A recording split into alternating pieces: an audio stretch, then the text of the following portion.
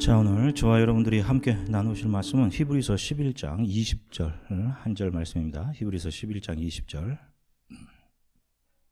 앞에 보시고 하나님 말씀 저와 여러분들 한 목소리로 함께 읽으시겠습니다. 믿음으로 이삭은 장래일을 두고 야곱과 에서를 축복했습니다. 아멘. 자, 할렐루야. 여러분 한 주간 평안들 하셨습니까? 예. 여러분들의 기도 덕분에 지난주에 잘 돌아왔습니다. 저와 또 저희 아버지를 위해서 기도해 주신 모든 분들 정말로 감사드립니다. 우리 성도의 기도가 어떤 때는 무슨 의미가 있을까 이런 생각이 들 때도 사실 있습니다. 그러나 분명 그 기도가 그 기도를 하나님께서 들으시고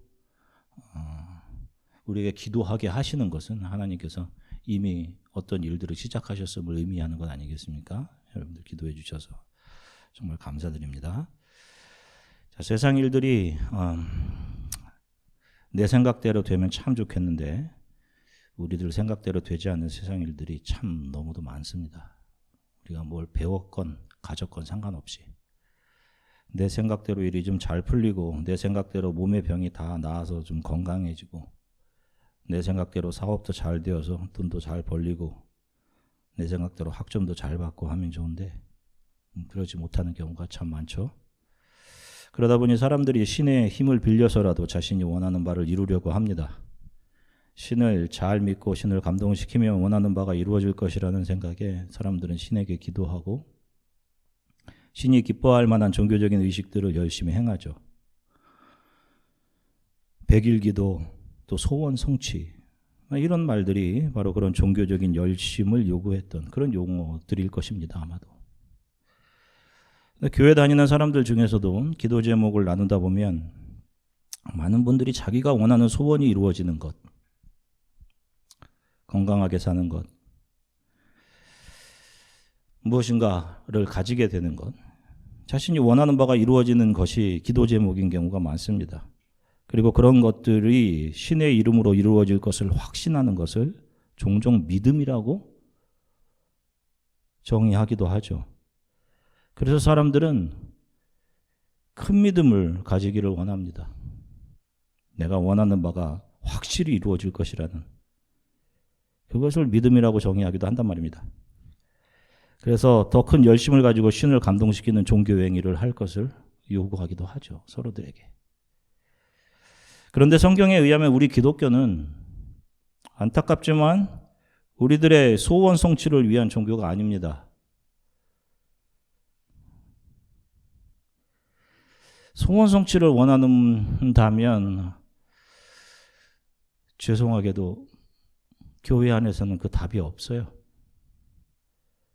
내가 원하던 것들, 내가 바라던 소원들이 하나님이 원하시는 것, 하나님이 나의 삶에 이루기를 뜻하시는 소원으로 자리를 내어드리는 것이 우리 크리스찬들의 바램, 그것이 바로 신앙입니다. 신앙.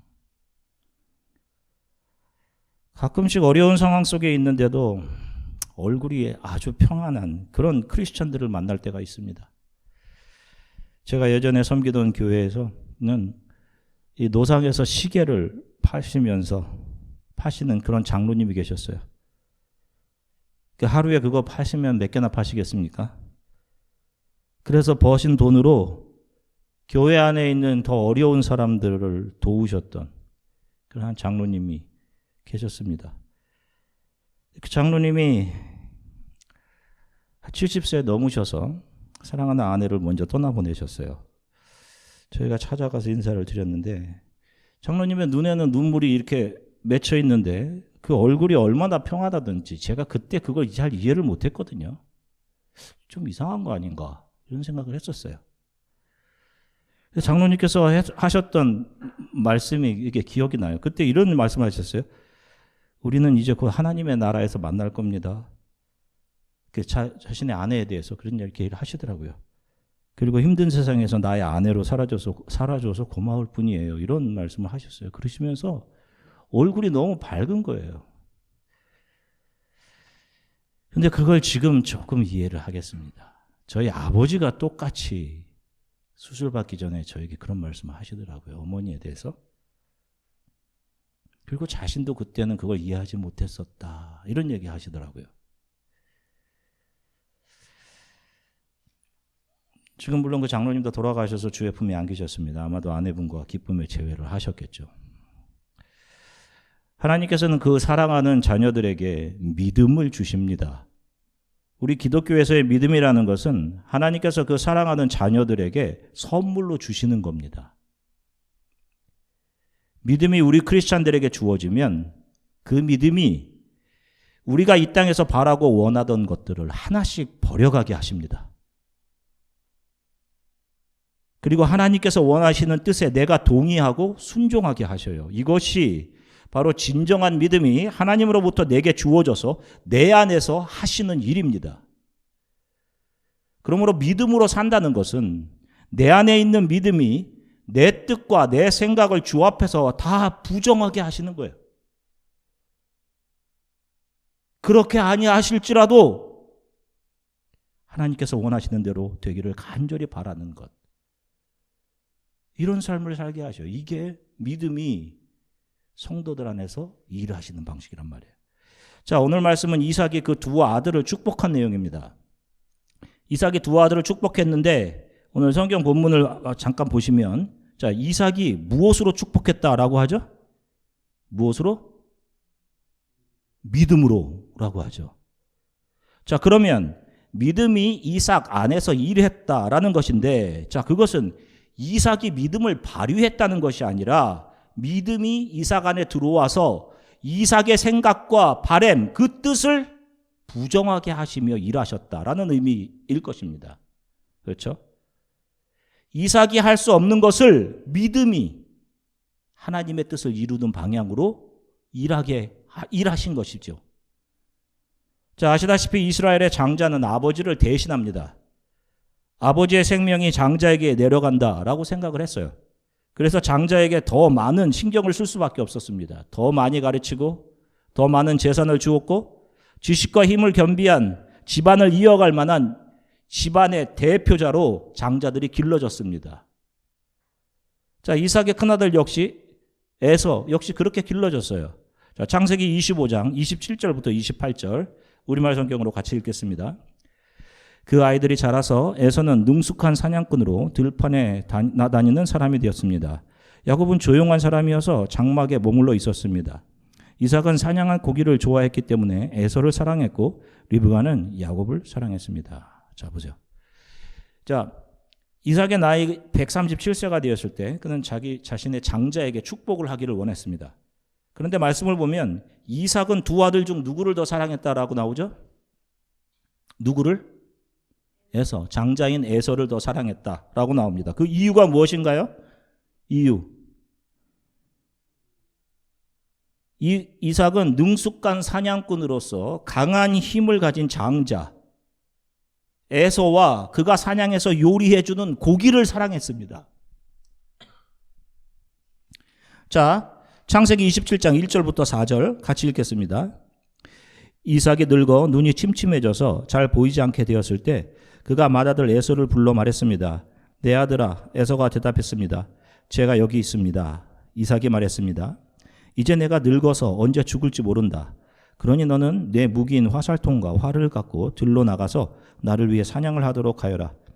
그리고 내가 좋아하는 맛있는 음식을 만들어 가져오너라. 내가 먹고 죽기 전에 너를 축복하고 싶구나. 아멘. 그렇죠. 137세 된 노인 이삭이 에서에게 사냥감으로 자신이 즐겨 먹는 요리를 해서 가져오면 마지막으로 너에게 장자의 축복을 빌어주겠다라고 합니다.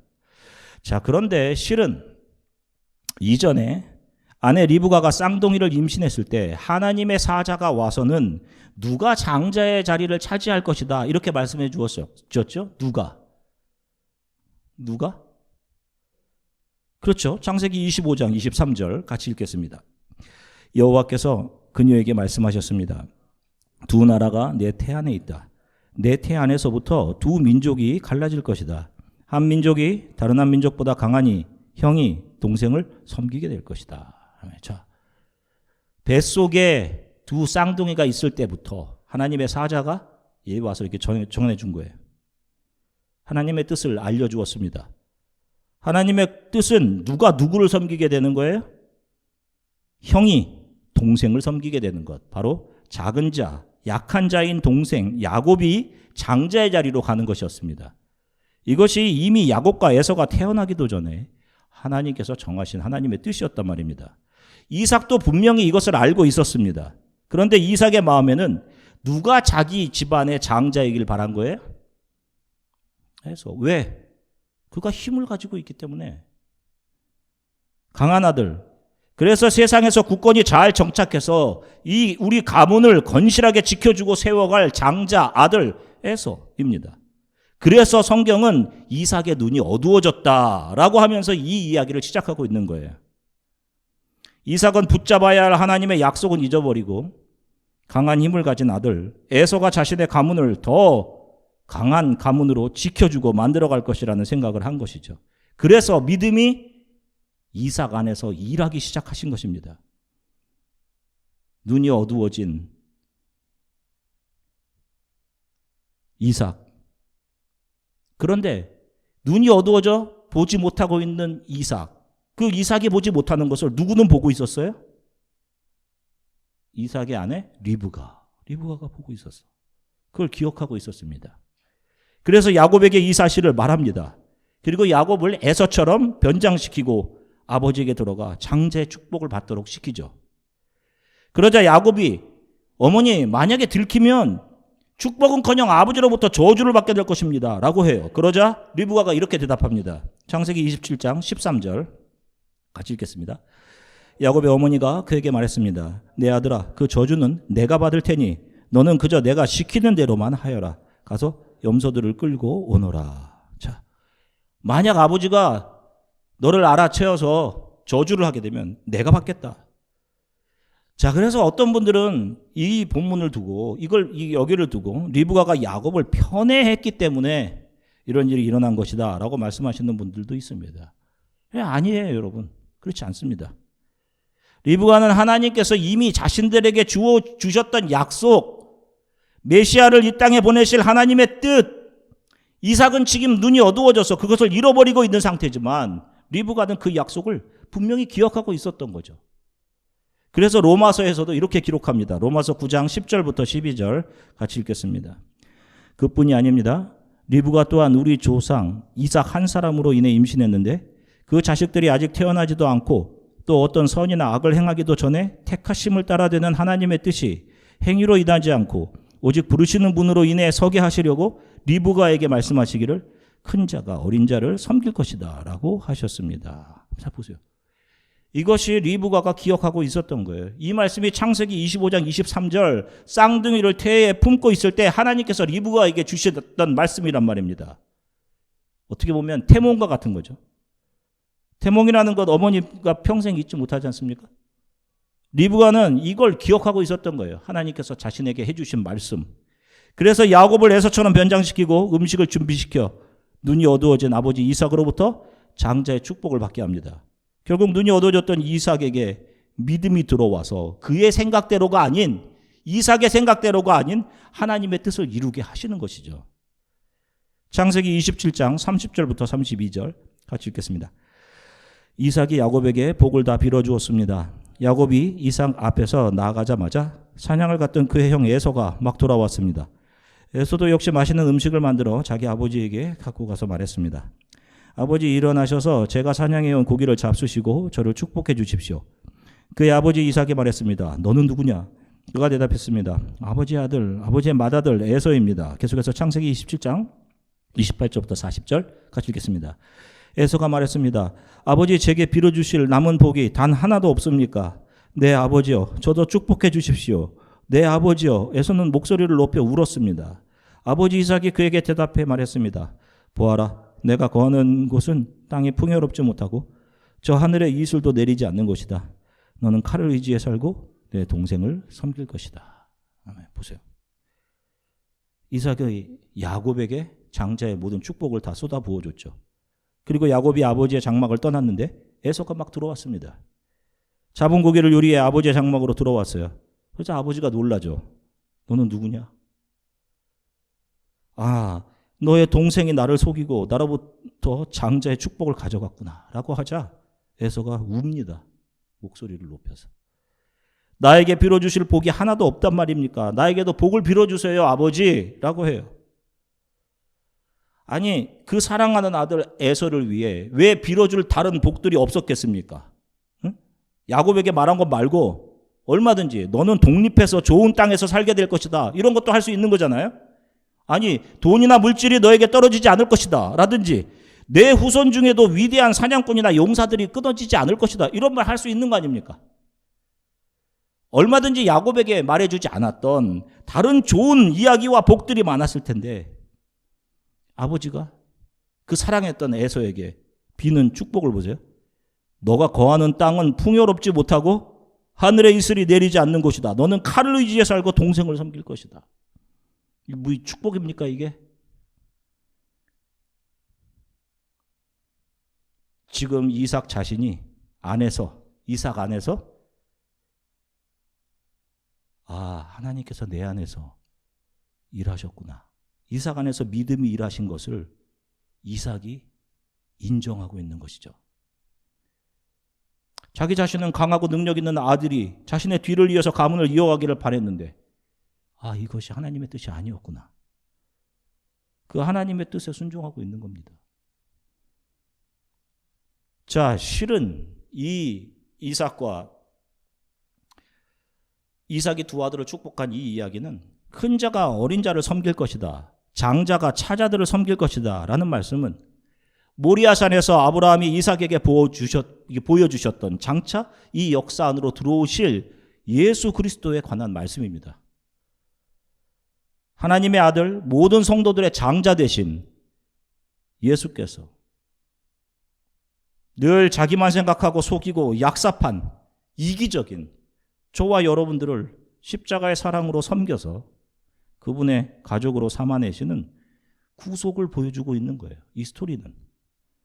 그 장자 되신 예수님과 늘 자기 자신만을 알고 자기 유익에 민감하고 비겁한 저와 여러분들을 장자 되신 예수께서 섬겨주셔서 그분은 모든 것을 이루시는 겁니다. 이 이야기가 바로 예수님과 야곱들인 저와 여러분들을 향한 하나님의 계획을, 하나님의 섭리를, 하나님의 프로비던스를 보여주고 있는 것이죠. 저와 여러분들은 참 많은 순간을 눈에 보이는 것들로 인해서 우리가 참 억셉트하기 어려운 상황들 때문에 우리가 얼마나 큰 구원이라는 셀베이션이라는 하나님의 약속과 복을 이미 받고 있는 사람들인지를 잃어버리고 살아갑니다. 눈에 보이는 즐거움들, 이 땅에서 내가 잘 되는 거, 이 땅에서 재미있게 사는 것들, 좀 이런 것들 내 생각대로 좀 됐으면 좋겠는데 그거 마음대로 누리고 늘려가기를 바라죠. 저는 이곳에서도 교회를 다닌다고 하면서도 살아가는 방식은 어떻게 해서든지 이 땅에 잘 정착하는 것을 삶의 목적으로 삼고 살아가는 사람들을 참 많이도 보았습니다. 교회 다니면서 이 땅에서의 잘됨을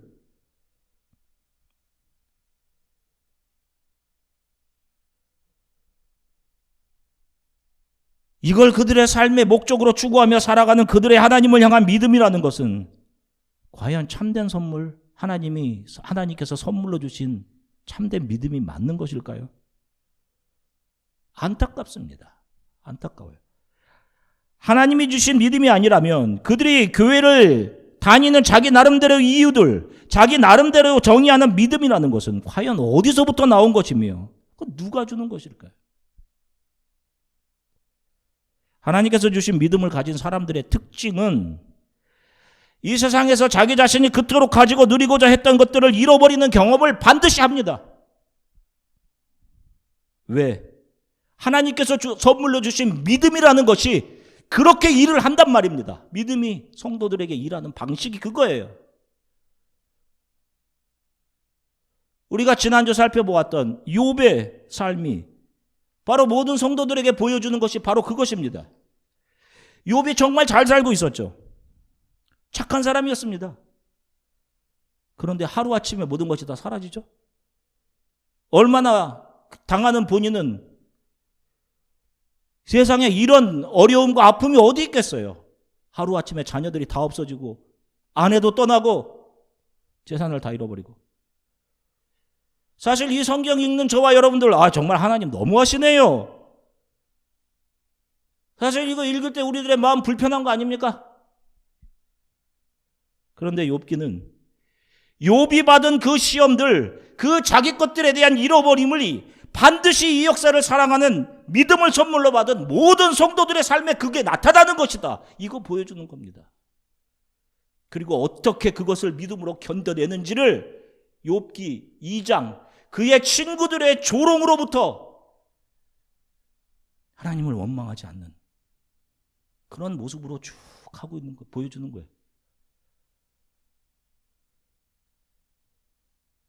그가 어떻게 그 힘든 상황 속에서 그 모든 상황들을 이겨냈는지, 그의 믿음의 내용이 어떤 것이었는지 우리가 지난주에 성경 말씀을 통해서 우리가 함께 살펴보았죠. 욥 안에 들어온 믿음이 욥 자신이 원하던 것들을 하나 둘씩 짐 싸게 하시고 그것들을 욥의 삶 밖으로 옮겨내셨습니다. 이것이 성도들이 반드시 겪어내야 하는 믿음의 길, 십자가의 길입니다, 여러분. 안타깝지만. 그래서 성도들이 하나님 앞에 서게 될 때 저 많은 사람들은 도대체 어디서 나오는 것이냐, 왜 저들이 저렇게 불 속에서 나오는 것 같이 저렇게 나오는 것이냐 할 때 천사들이 뭐라고 합니까? 큰 환난에서 나오는 사람들이다. 저 사람들은 예수 그리스도로 옷 입혀졌다 라고 하죠. 성도는 오늘 하루를 믿음이 이끌어 가시며 그 하루가 우리들에게 주시는 하나님의 선물임을 알고 어떤 환경이 나에게 주어지든 오늘 하루를 감사로 대하는 사람들입니다. 그렇기 때문에 저와 여러분들은 어떠한 상황 속에서도 우울해하거나 의기소침할 수 없는 사람들인 거예요. 여러분들 힘들 내십시오. 한 주간 살아가시면서 이해하기 힘든 상황들을 접하게 되실 겁니다. 그때 내 안에서 분명히 누군가에 대한 원망과 자신의 신세에 대한 한탄, 걱정과 후회를 끌어올려낼 것입니다. 사탄과 마귀가 그렇게 하겠죠. 바로 그때 우리는 주 앞에 엎드려 기도하면서 그 원망과 걱정의 상황이 아니라 우리에게 주어지는 것이 원망, 걱정 그런 상황이 아니라 믿음이 이끌어 가시는 나를 향한 하나님의 선하심을 신뢰하고 감사하시면서 한 주간을 살아가셔야 하는 것입니다. 이런 믿음의 길을 가시길 주 예수 그리스도의 이름으로 간절히 축원합니다. 기도하시겠습니다.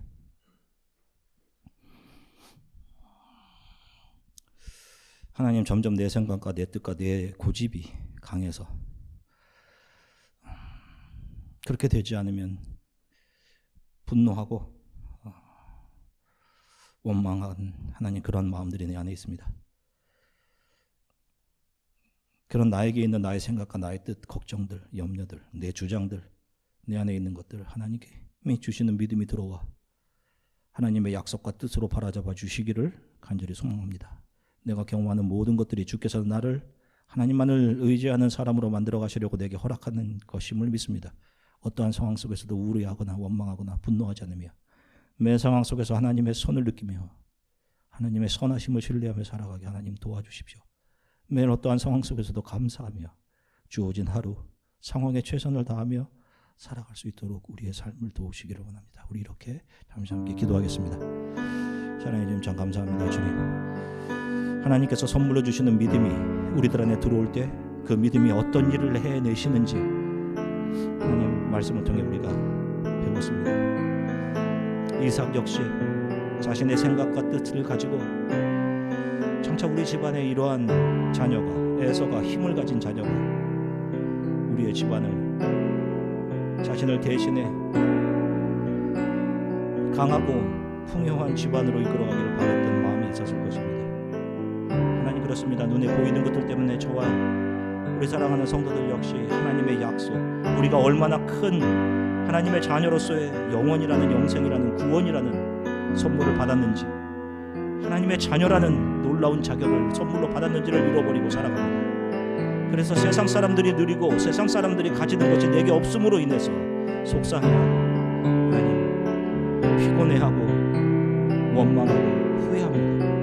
하나님, 용서해 주십시오. 하나님, 짧은 인생을 살아가면서 하나님께서 나에게 지금 허락하게 하시는 것이 욥에게 허락하신 것처럼 하나님 우리를 더욱더 정금 같은 예수 그리스도에 우리를 묶어 우리의 힘을 빼고 예수가 이끌어 가시는 대로 걸어가게 하게 하시는 하나님의 배려임을 기억하고 그렇게 예수 안에 우리의 멍에가 묶여 주님과 함께 나의 힘을 빼고 주님을 믿고 걸어가는 그것이 평안의 길임을 하나님 우리 성도들이 기억하고 믿음으로 한 주간 살아갈 수 있도록 도우시기를 원합니다.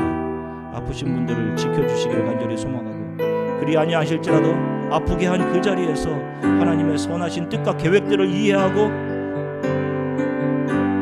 하나님께 감사하며 그 시기를 지나갈 수 있도록 그래서 육신의 나음과 더불어 그거보다 더 큰 하나님의 뜻을 이해하는 놀라운 하나님 인사이트를 얻게 되도록 하나님께서 도우시기 원합니다. 감사드리며 예수 그리스도 이름으로 기도드립니다.